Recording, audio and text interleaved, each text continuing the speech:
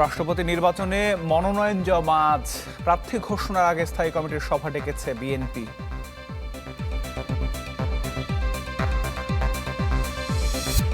প্রধানমন্ত্রীর সাথে US Bangladesh business কাউন্সিলের বৈঠক, বাণিজ্য নিয়ে আলোচনা।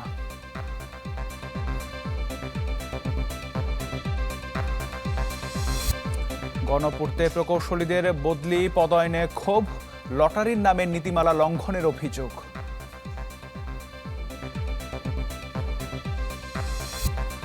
বৈদ্যুতিক বাসের যুগে প্রবেশের অপেক্ষায় বাংলাদেশ, ৩ মাসে রাজধানীতে চালুর আশা মন্ত্রীর।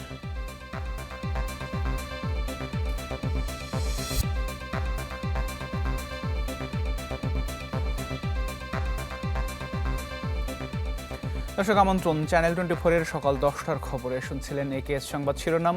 আপনাদের সাথে আমি আতিকুর রহমান। শিরোনামেই শুনছিলেন আপনারা, রাষ্ট্রপতি নির্বাচনে মনোনয়ন জমা আজ।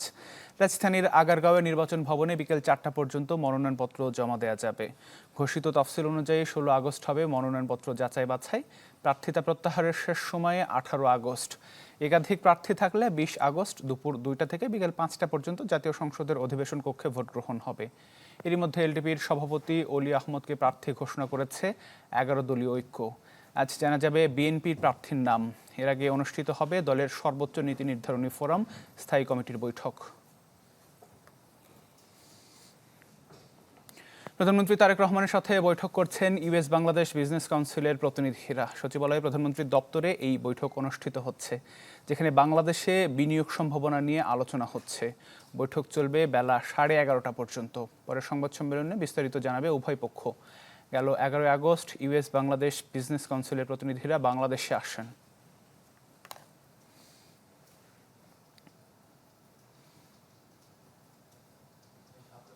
দর্শক, নিয়ে আরও জানাতে সচিবালয় থেকে সরাসরি যুক্ত হচ্ছেন আমাদের সহকর্মী আশেক ইন প্রিন্স। বৈঠক শেষ হলে নিশ্চয়ই বিস্তারিত জানা যাবে। তার আগে এখন পর্যন্ত আসলে কি জানা যাচ্ছে, এই বৈঠকে কোন কোন বিষয়গুলো আলোচনায় আসতে পারে?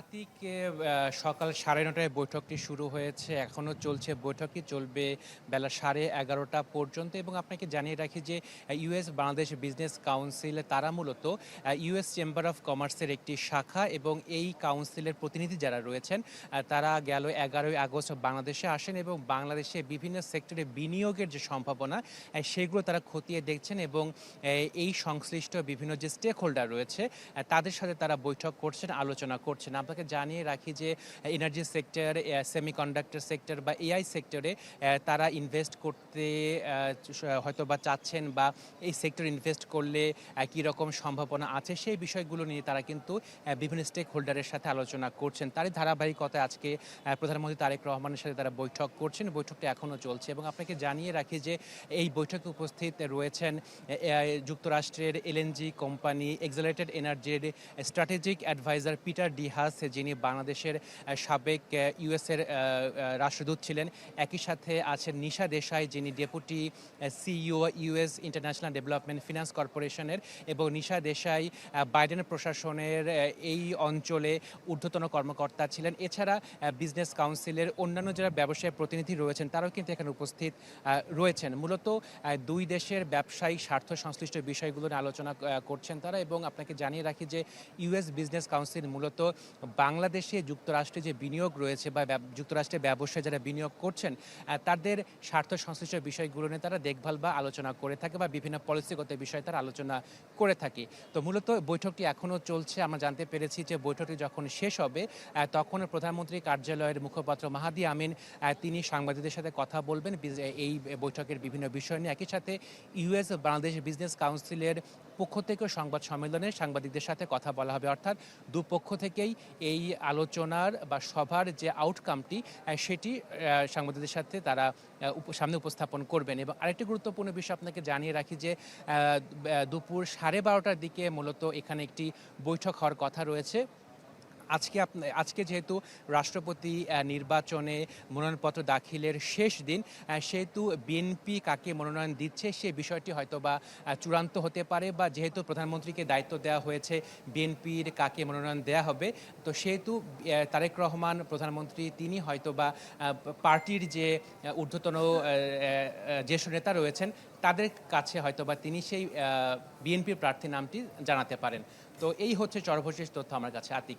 জি প্রিন্স, অনেক ধন্যবাদ যুক্ত হবার জন্য। সহকর্মী আশিকিন প্রিন্স যুক্ত হয়েছিলেন সচিবালয় থেকে। পরের প্রসঙ্গে চলে যাব। অনিয়ম, দুর্নীতি আর বদলি বাণিজ্য ঠেকাতে লটারিতে সরকারি কর্মকর্তাদের পদায়ন। গণপূর্ত অধিদপ্তরের এমন পদক্ষেপ নিয়েও দেখা দিয়েছে বিতর্ক। অভিযোগ উঠেছে 767 উপসহকারী প্রকৌশলীর বদলিতে মানা হয়নি নীতিমালা, লটারিতে রাখা হয়নি হাসিনা আমলের সুবিধাভোগীদের নাম। ফয়সাল হোসেনের রিপোর্টে থাকছে বিস্তারিত। লটারিতে সরকারি কর্মকর্তাদের বদলি, এমন দৃশ্য এর আগে দেখেনি কেউ। একটি বক্সে কর্মকর্তাদের নাম, বদলি কর্মস্থলের নাম অন্যটিতে।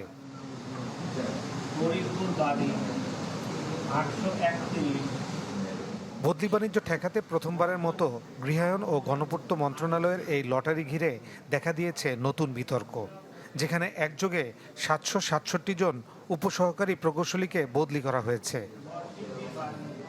প্রকৌশলীদের অভিযোগ, লটারির নামে লঙ্ঘিত করা হয়েছে গণপূর্ত অধিদপ্তরের কর্মকর্তাদের বদলি ও পদায়নের নীতিমালা। এক কর্মস্থলে অন্তত 3 বছর, বিশেষ ক্ষেত্রে 2 বছর থাকার নিয়ম থাকলেও 1 মাস আগে বদলি হওয়া কর্মকর্তাকেও আবার নতুন করে পাঠানো হচ্ছে নতুন কর্মস্থলে। শুধু তাই নয়, বেশ কয়েকজন প্রকৌশলীকে বাদ রেখে লটারির অভিযোগ উঠেছে। ভুক্তভোগীদের দাবি, আর্থিক লেনদেনে আওয়ামী লীগ আমলে সুবিধাভোগী অনেক কর্মকর্তাকে রাখা হয়নি লটারিতে। তবে মন্ত্রণালয়ের দাবি, অতি গুরুত্বপূর্ণ স্থাপনা সহ বিশেষ কাজে নিয়োজিতদের রাখা হয়নি লটারিতে। অনেক সময় প্রশ্ন আসছে যে কেপিআই ভুক্ত এলাকা, যেমন প্রধানমন্ত্রীর কার্যালয়, বাসভবন, সেক্রেটারিয়েট, দেখা গেলো একজন আসছে, তার রাজনৈতিকভাবে একটা নেগেটিভ ভিউ আসছে, তো এটা হয়তো মনে করলো যে আমরা পোস্টিং দিলাম, এটা লটারির মাধ্যমে দিই, আর যেভাবেই দিই দিলেই সে জয়েন করতে পারবে না। কেপিআইগুলিতে আপনার গোয়েন্দা সংস্থার রিপোর্ট লাগে, রিপোর্ট অ্যাকসেপ্ট হওয়ার পরই একমাত্র তাকে ওখানে অ্যালাউ করা হবে। বিশেষজ্ঞদের মতে, স্বচ্ছতার নামে বদলি নীতিমালা না মানলে এই উদ্যোগ প্রশ্নবিদ্ধ হওয়ার পাশাপাশি অভ্যন্তরীণ শৃঙ্খলা নষ্ট হতে পারে। এই রদবদল করতে গেলে যে এক্সিস্টিং যে নীতিমালা আছে, সেই নীতিমালাটার মানে পরিবর্তন দরকার। কেননা এই যে কোয়েশ্চেনগুলো এসেছে, সেই কোয়েশ্চেনগুলো যেন ভবিষ্যতে না আসে, সেই কারণে নতুন নীতিমালার মাধ্যমেই আবার ভবিষ্যতে যে রদবদলগুলো করতে হবে। একযোগে এত কর্মকর্তাকে বদলি করায় টিএডিএ ও পরিবহন ব্যয় হিসেবে অতিরিক্ত 10 থেকে 15 কোটি টাকা গুনতে হবে সরকারকে। ফয়সাল হোসেন, চ্যানেল 24, ঢাকা।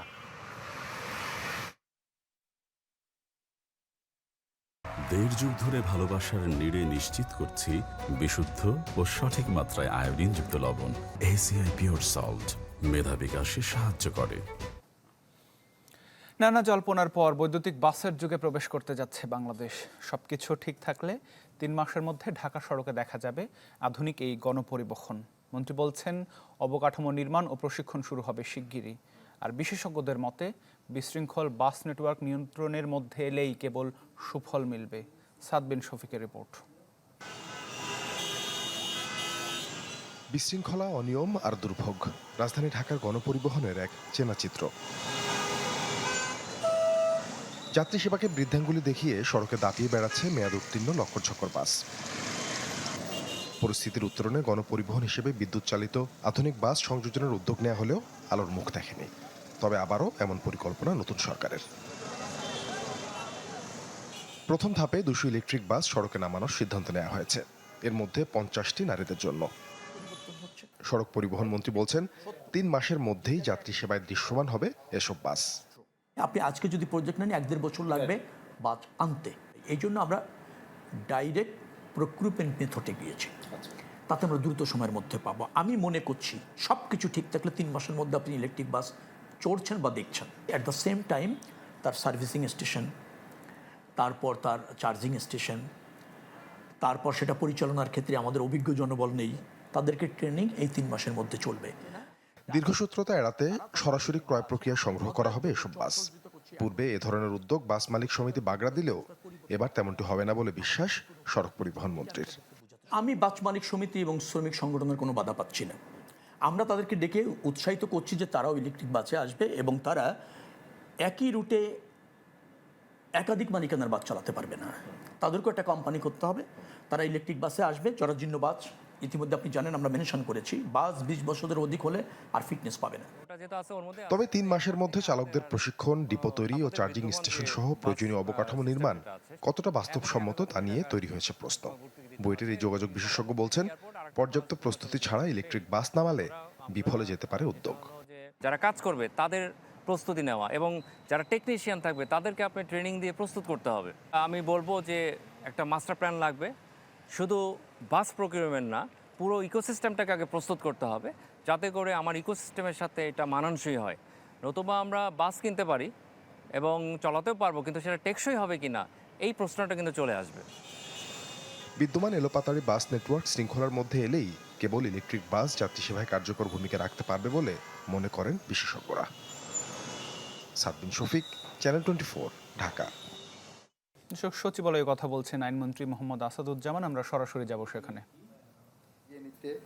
আমরা বেল বন্ডের পাশাপাশি মিডিয়েশন এবং অন্যান্য জায়গায় ন্যায় বিচার নিশ্চিত করতে যে প্যারামিটারগুলো আছে সেদিকে লক্ষ্য রাখবো বলে আমরা বিশ্বাস রাখি এবং আপনারা সেই কাজে অগ্রণী ভূমিকা পালন করবেন। আমরা প্ল্যান করছি যে যারা যে জেলাতে আগামী 1 বছরের মধ্যে মামলার সংখ্যা সবচেয়ে কমাতে পারবেন, নিষ্পত্তির হার, আমরা বিকল্প তাদেরকে কিভাবে পুরস্কৃত করা যায় সেই চিন্তাভাবনার মধ্যে আমরা যাচ্ছি। আইন মন্ত্রণালয় থেকে সেরকম একটি পরিকল্পনা আমরা নেওয়ার চিন্তা করছি। এই কথা বলে আজকে 16টি জেলার বেল বন্ড কর্মসূচির শুভ উদ্বোধন ঘোষণা করলাম। ভালো থাকবেন। খোদা হাফেজ। বাংলাদেশ জিন্দাবাদ। সবার আগে বাংলাদেশ। আসসালামু আলাইকুম। সচিবালয়ে কথা বলছিলেন আইনমন্ত্রী মোহাম্মদ আসাদুজ্জামান। সরাসরি সেটি আপনাদেরকে শোনাচ্ছিলাম। পরের প্রসঙ্গে চলে যাব। এসএসসির ফলে দিনাজপুরে এবারও উদ্বেগজনক চিত্র। বোর্ডের অধীনে 18টি শিক্ষা প্রতিষ্ঠান থেকে এবার পাশ করতে পারেনি কোনো শিক্ষার্থী। কেন এমন পরিস্থিতি তা খতিয়ে দেখার দাবি শিক্ষক, শিক্ষার্থী ও অভিভাবকদের। কুড়িগ্রাম জেলার রাজারহাট উপজেলার তালতলা উচ্চ বিদ্যালয় এবছর এসএসসি পরীক্ষায় অংশ নেন 12 জন শিক্ষার্থী, কিন্তু ফলাফলে দেখা যায় সবাই ফেল। একই উপজেলার ব্রাহ্মণপাড়া উচ্চ বিদ্যালয় থেকেও এসএসসি পরীক্ষায় অংশ নেয়া 4 শিক্ষার্থীর কেউই পাশ করেননি। ঠাকুরগাঁও জেলাতেও 5 শিক্ষা প্রতিষ্ঠানের কেউই পাশ করেননি। তথ্য মিলেছে দিনাজপুর শিক্ষা বোর্ডের 8টি জেলায় এবারের এসএসসির ফলাফলে 18টি শিক্ষা প্রতিষ্ঠানের পাশের হার 0। ফলাফলে বিপর্যয়ের কারণ হিসেবে পর্যাপ্ত শিক্ষক না থাকা সহ নানা সংকটকে দায়ী করছেন শিক্ষকরা, যদিও ক্ষোভ জানিয়েছেন অভিভাবকরা। এই গ্রাম এলাকায় অভিভাবকরা শিক্ষার প্রতি তেমন সচেতন নয়। আমরা তাদের বারবার তাগিদ দিছি, কিন্তু দুঃখের বিষয় টেস্ট পরীক্ষার পরে তারা স্কুলে নিয়মিত করে নাই। আমাদের তো এক কথাই বললাম যে নবম দশম শ্রেণীর টিচার ছিল না এবং আমাদের টিচার অনেক শর্ট, এমনিতে শিক্ষক শর্ট, আর পর্যন্ত শেষ দিকে আমাদের পাঠদান পাওয়াতে আমরা অতটা গুছায় নিতে পারিনি। আমাদের একটা ছাত্র বা একটা ছাত্রী একটাও পাশ করলো না, আমরা শুনতেছি বাজারে। এইটা দুঃখ, এর থেকে আর বড় লজ্জিত দুঃখজনক কি হওয়ার। গত 5 বছরে এবার এই বোর্ডে এসএসসির ফলাফলের পাশের হার সবচেয়ে কম, যে বিষয়টি ভাবিয়ে তুলেছে বোর্ড কর্মকর্তাদেরকেও। এই প্রতিষ্ঠানগুলো আসলে নতুন প্রতিষ্ঠান এবং এখানে শিক্ষার্থীর সংখ্যা অনেক কম। এই ব্যাপারে আমরা আরো খোঁজ নেব, টিচারদের সাথে কথা বলবো। কেন তাদের শূন্য পাস, একজন পাস করছে না? অনেক প্রতিষ্ঠান দেখছি 1 জন পরীক্ষার্থী, 2 জন পরীক্ষার্থী, 4 জন পরীক্ষার্থী। যে প্রতিষ্ঠানে এত কম সংখ্যক শিক্ষার্থী থাকে সেই প্রতিষ্ঠানগুলো কিভাবে চলতে পারছে? এই বিষয়গুলো নিয়ে আমরা একটু কারণ অনুসন্ধানের চেষ্টা করতে পারি। 2025 সালেও দিনাজপুর শিক্ষা বোর্ডের অধীনে এসএসসি পরীক্ষায় 100% অকৃতকার্য বিদ্যালয়ের সংখ্যা ছিল 13টি। Desk report, channel 24। সাভারে বোমা ও ককটেল উদ্ধারের ঘটনায় 2টি মামলা হয়েছে। পুলিশ বাদী হয়ে সন্ত্রাস বিরোধী আইনে সাভার মডেল থানায় মামলা করে। সাধাপুর ঘোড়া মসজিদ মাঠে বোমা উদ্ধারের ঘটনায় আসামি করা হয়েছে অজ্ঞাতনামা 6 থেকে 7 জনকে। এছাড়া হেমায়েতপুরে 4তলা ভবনে বোমার সরঞ্জাম উদ্ধারের ঘটনায় 6 জনের নাম উল্লেখ করে মামলা হয়েছে। অজ্ঞাতনামা আসামি করা হয়েছে 7 জনকে। আটক যুবককে গ্রেপ্তার দেখিয়ে 10 দিনের রিমান্ড চাওয়ার কথা জানিয়েছে পুলিশ।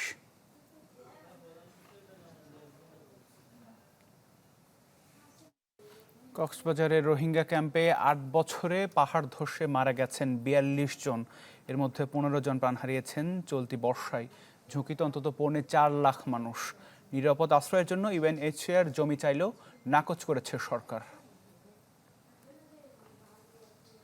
গত 8 জুলাই রোহিঙ্গা ক্যাম্পের একটি মাদ্রাসায় পড়ছিলেন শিশু শিক্ষার্থীরা। বাইরে তখন ঝুম বৃষ্টি। তখন কে ভেবেছিল এই বৃষ্টি ডেকে আনবে তাদের মৃত্যু? ভারী বৃষ্টিতে পাহাড় ধসে পড়ে সেদিন মুহূর্তেই চাপা পড়েন এক শিক্ষক সহ 12 শিক্ষার্থী। নিহতদের মধ্যে ছিল আপন 2 বোন উম্মে সালমা ও উম্মে নেজাত। সন্তান হারানোর শোকে এখনো কাঁদছেন তাদের মা সাদেকা বেগম।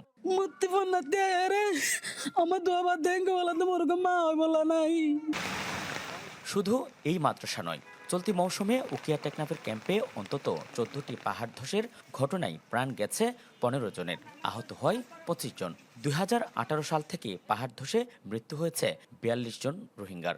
ইউএনএইচসিআরের তথ্য বলছে 12 লাখ রোহিঙ্গাদের মধ্যে 3,71,374 জন পাহাড় ধসের চরম ঝুঁকিতে। কিন্তু বড় সংকট নিরাপদ আশ্রয়ের ঘাটতি। আরা ইনজয় গাছল খাড়ি ফেলাই তলে গাছল সিনরন মেডি সিবিতে 3-5 কই তো এখন আরা থাই তাঙ্কেঙ্গুরি হাইন্দা বাই যাইলে বৃষ্টি হইলে আরা তখন মিকা দুধ দেয়া করে বাঙ্গার হাইন্দার হাসান মাদে যারা আছে তারাতে বেশি ডর লাগে। তারাই আরা দিল্লির ফয়না জায়গায় দিলে তারাই বাড়া হইব। রোহিঙ্গা ক্যাম্পের লোহা ব্যবহার করে কিছু দ্বিতল ঘর নির্মাণ করেছে ইউএনএইচসিআর, যা পাহাড় ধসে প্রাণহানি ঠেকানোর জন্য বিকল্প বলছেন তারা। তবে এর জন্য দরকার তহবিল ও জমি। কিন্তু শরণার্থী কমিশন বলছে রোহিঙ্গাদের জন্য নতুন করে জমি দেওয়ার সুযোগ নেই। We are also advocating with the government to allocate more land to the Rohingya population so that we could relocate families to less at-risk locations. বাধ্য হয়েছে পাহাড়ের উপরে ঘর করে তাদেরকে থাকতে দেওয়ার জন্য। তো এখন পাহাড় থেকে সমতলে নেওয়ার তো কোনো সুযোগ নেই। একদিকে সাগর, একদিকে নাফ নদীর সীমানা, তো সমতলে তো জায়গা নেই আমাদের। তো ফলে প্রত্যাবাসনই আলটিমেট সলিউশন। এমন কঠিন সময়ে আপাতত নিরাপদ থাকার পরামর্শ দিচ্ছে ফায়ার সার্ভিস, দিয়েছে বেশ কিছু নির্দেশনা। এই বৃষ্টিকালীন সময়ে যাতে তারা ওই সাইক্লোন সেন্টারগুলোতে আশ্রয় নেয়, পাহাড় এরিয়া পরিহার করে, তাহলে তাদের জীবন এবং জানমাল তারা রক্ষা করতে পারবে। উকিয়া টেকনাফে ক্যাম্প এলাকায় ধসের বড় কারণ অবাধে বন ও পাহাড় কেটে বসতি নির্মাণ। 2017 সালের পর এভাবে কাটা হয়েছে 6000 একরের বেশি বন পাহাড়। আজিম নিহাত, চ্যানেল 24, কক্সবাজার।